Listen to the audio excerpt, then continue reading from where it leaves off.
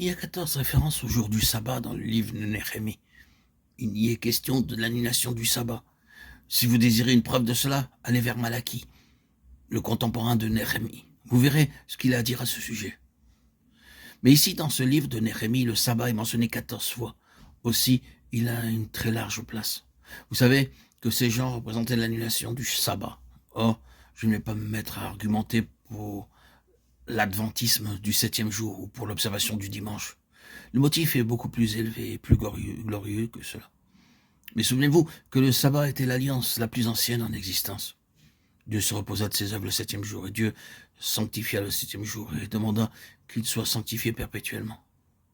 Si vous voulez examiner la question, vous constaterez combien de choses dans la vie du peuple de Dieu, pour son bien ou son malheur, étaient liées à l'observation du sabbat, à l'alliance du sabbat, comme l'alliance de base, l'alliance de toutes les alliances. Mais que signifiait-elle? Bien entendu, c'était une préfiguration de Christ. Dieu se reposa de son travail, de toutes ses œuvres, le 7e jour. Dieu bénit le 7e jour et le sanctifia. Genèse 2:3. Israël alla en captivité à Babylone parce qu'il n'avait pas observé les sabbats de l'Éternel le 7e jour, le 7e mois, la 7e année, et les 7 septièmes années jusqu'à la 49e. Ils avaient failli dans l'observation du sabbat, dans tout ce qu'il impliquait.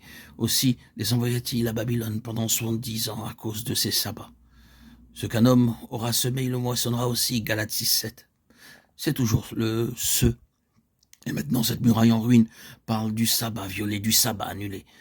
Or, on trouve dans Néhémie qui restaure le Shabbat. Et vous savez qu'il le fit d'une façon très vigoureuse. Quand les marchands vinrent aux portes le jour du sabbat, il les chassa, il les traita très rudement et restaura le sabbat. De quoi s'agit-il dans tout cela? J'ai dit que cela attirait l'attention sur Christ, celui qui, dans la nouvelle création, a achevé toutes les œuvres de Dieu, les œuvres de la nouvelle création, qui a de nouveau procuré à Dieu de la satisfaction et introduit Dieu dans son repos, le repos de sa satisfaction, de sorte que Christ et son œuvre accomplie sont maintenant le sabbat. Le sabbat n'est pas un jour, c'est une personne. Le sabbat n'est pas du tout une question de temps, c'est une œuvre accomplie.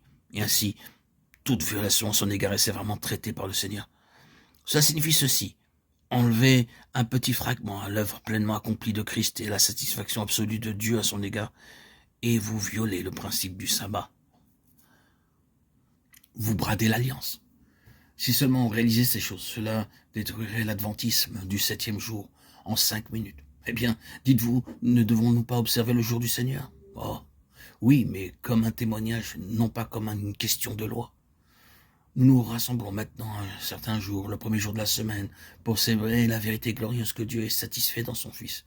C'est-à-dire, nous nous réunissons autour de sa table et nous adorons sur la base des valeurs de Jésus-Christ, le fondement de la satisfaction de Dieu.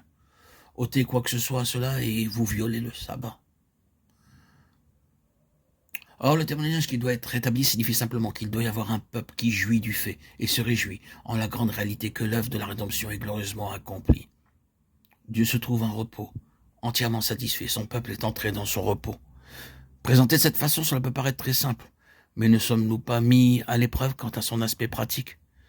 Presque chaque jour de notre vie, nous sommes mis à l'épreuve à l'égard du sabbat. Non pas simplement en tant que jour, mais quant à notre repos dans la satisfaction de Dieu, notre contentement à l'égard du contentement de Dieu. En d'autres termes, quant à notre compréhension du fait que Christ a entièrement achevé la nouvelle création en lui-même et a apporté à Dieu la réponse à sa demande et à son besoin ultime. Dieu désire un peuple qui se réjouisse en cela. Il désire un témoignage de cette nature. Le Seigneur a fait de nous un peuple de ce type-là.